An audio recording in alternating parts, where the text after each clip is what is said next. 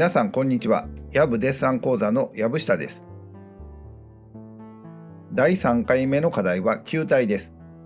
この動画のモチーフには100円ショップで売っている発泡スチロール製の球体を使っています。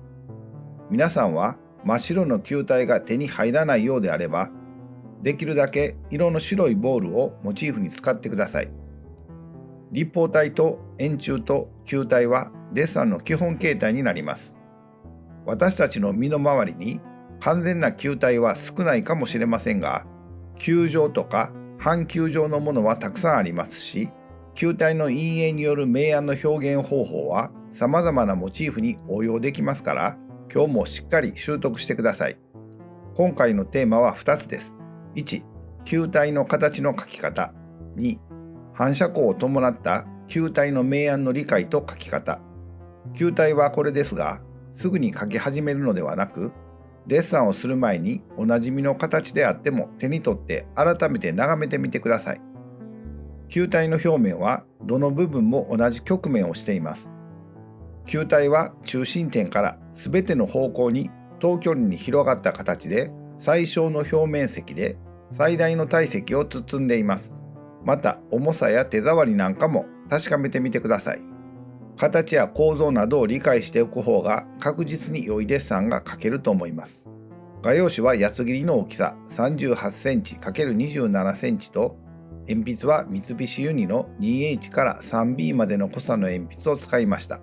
それでは球体のデッサンを始めましょう。まず最初に当たりを取ります。光源は左斜め上にあります。鉛筆は HB を使い、芯先と指の間の距離を空けて長く持ち、肩から動かすつもりでスピーディーな線を描きます。筆圧を抑えて薄く描いてください。画用紙のどこに描くのか、大体の位置と大きさを薄く描きます。ここでは球体の直径を14センチくらいにしてください。モチーフが一つですから、影のできる側の空間を反対側よりも広く取ります。このデッサンでは右側の空間を左側よりも広く取っています。また上下の空間では下側の空間を上側の空間よりも広く取っています。また球体と画用紙の4辺までの距離 ABCD が同じにならないように注意してください。同じになってしまうと画面に動きがなくなり、硬い印象になってしまいます。影もモチーフの一部ですから、全体のバランスを考えて球体の位置を決めます。それでは形を描いていきましょう。描く大きさと位置がだいたい決まったら、円の中心を通るように縦横の中心線、水平線、垂直線を描きます。中心線の水平線、垂直線は画用紙の縦横の縁と平行です。測り棒を使って確認してください。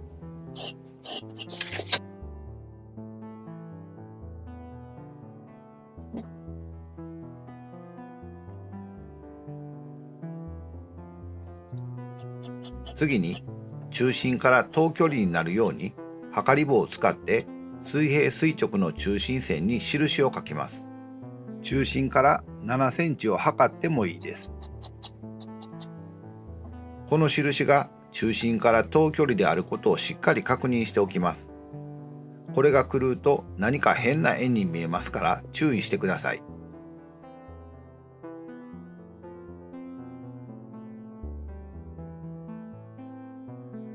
次に今つけた印のところから縦横の中心線に対して左右上下が対称になるように円弧を描きます。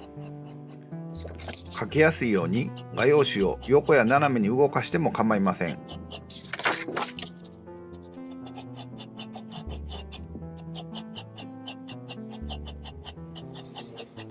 次に円弧をつなぐようにして形を整えながら円を描きます。だいたい円に見えればいいです。円に見えなければ中心線が水平垂直になっているか、中心からの距離が7センチになっているかを確かめて修正してください。画用紙を回してどの角度にしても円に見えれば OK です。これで形は完成です。形からはみ出している線は消しゴムで消し、濃くなりすぎた線は練りゴムで薄くしておきます。最後に消しゴムや練りゴムの消しカスを跳ねぼうきで払っておきます。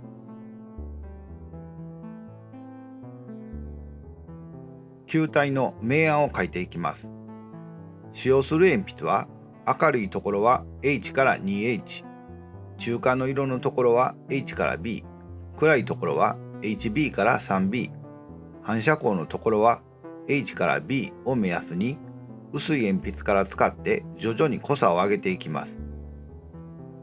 形が描けたら球体の明暗を書いていきますが、どこから光が来ているのか光源の位置を確認しておきます。次に球体のどこが一番暗くてどこが一番明るいかを確認します。光が当たった球体の明暗を図式化するとこのようになります。光は左斜め上からやってきます。光の当たっている一番明るい面、その外側の中間の明るさの面、光の届かない暗い面、暗い帯。この暗い帯の中に一番暗いところがあります。そして影側と下向きの面はぼーっと明るくなります。これを反射光と言います。反射光は台紙に当たって跳ね返り、球体の下向きの面に当たります。また影側からも反射光はやってきます。明暗は暗い帯から描いていきます。球体はどの部分も同じ形の曲面ですから、曲線を使って描いていきます。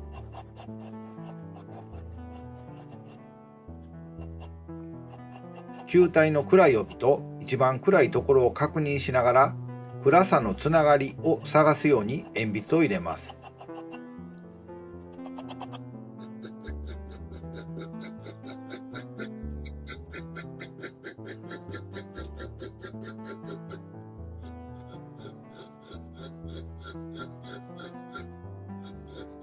このように粗い網を描くようにスピーディーな曲線で描いていきます。曲線は少し曲がっていればいいです。一番暗いところを中心に周りに明暗の階調が広がっていくように描きます。線は素早く引き、往復させないように一方通行の線で描きます。描きやすいように画用紙を横や斜めに動かしても構いません。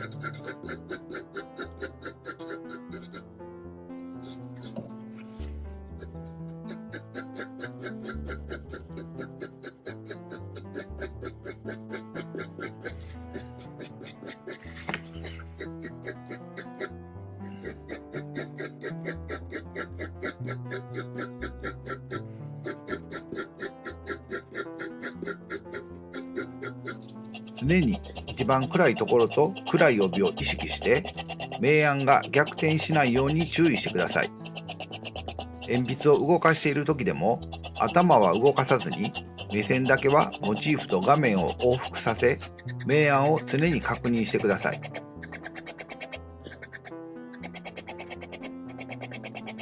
大きな明暗は目を細めてみるとよく見えます。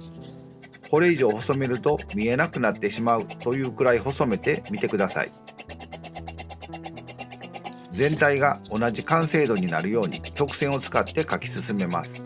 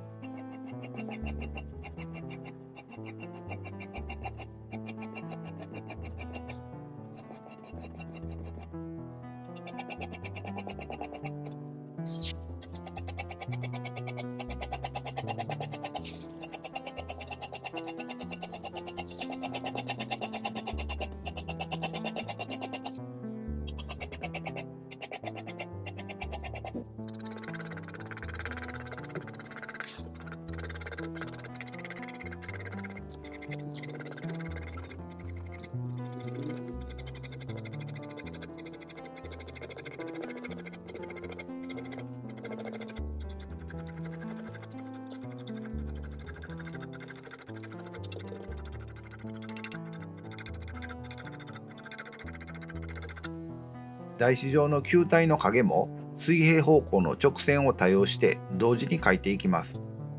台紙上にできる球体の影の形が丸いからといって曲線で描いてはいけません。台紙の形は平面ですから直線を使って描きます。また台紙と球体の距離が近づくほど影は濃くなり、離れていくほど薄くなります。球体は曲面ですから曲線を使います。台紙は平面ですから直線を使います。色ムラが出ないように注意して描いてください。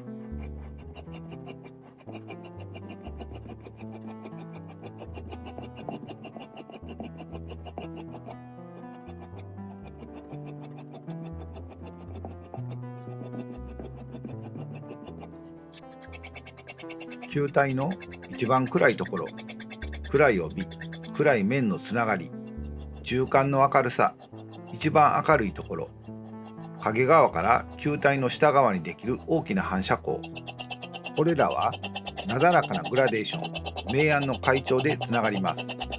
再度言いますが、常に一番暗いところ、暗い帯を意識して、そこを中心に周りに明暗の階調が広がっていくように描きます。視線はモチーフとデッサンの間を頻繁に往復させて明暗を確認します。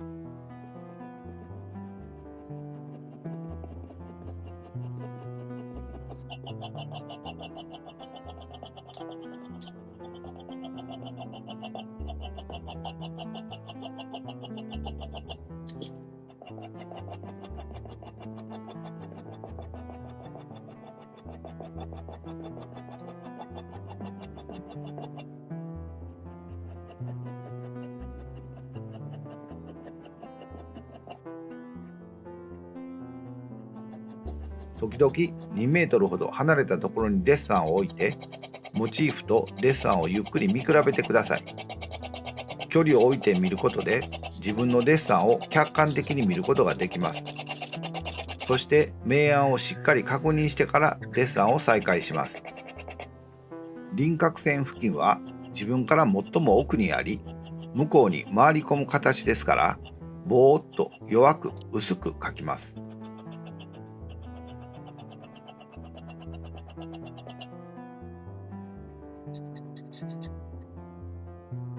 濃すぎる輪郭線を弱め、輪郭線付近を明るくしています。白い画用紙に鉛筆で描くことも、濃くなりすぎたところを練りゴムで明るくすることも、デッサンでは同じ作業です。練りゴムで色を薄くするというよりも、練りゴムを使ってデッサンするというつもりで描きます。輪郭線付近は微妙な明暗の変化がありますから、よく観察してください。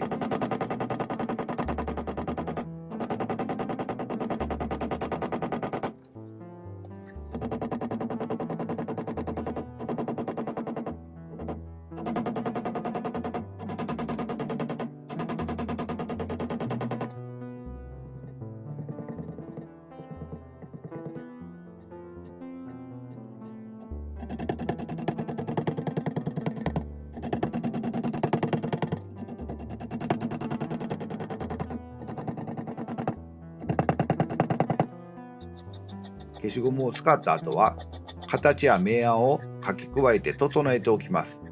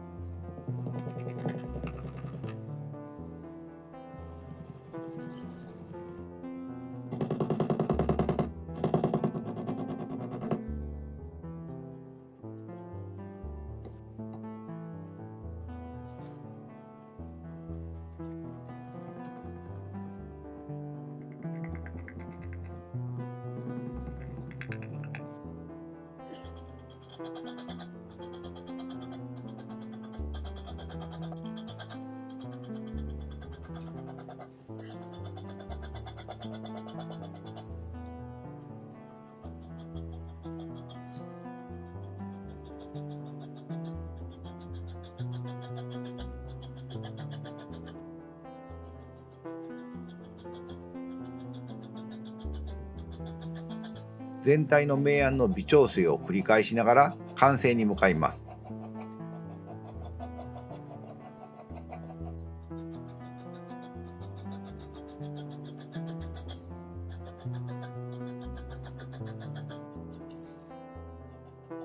台紙上にできる影の明暗の変化にも注意して描き進めてください。同じ濃さであれば手前ほど濃く、遠ざかるにつれて少し薄く描くことで奥行きの空間を表現します。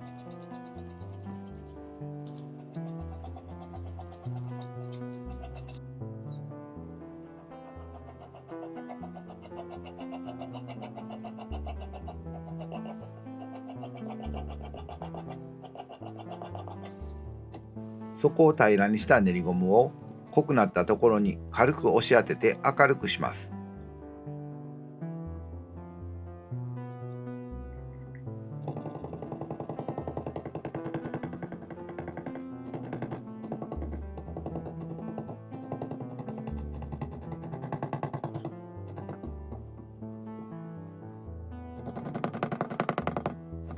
全体の明暗、球体、接地面の影、台紙上の影に注意して描き進め完成させます。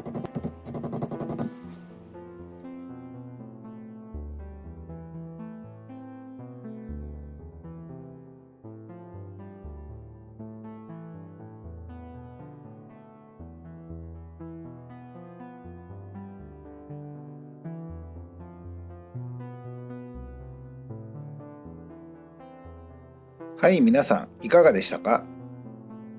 今日は第3回目の課題として基本形態である球体のデッサンをしました。今回のテーマは2つです。1、球体の形の描き方。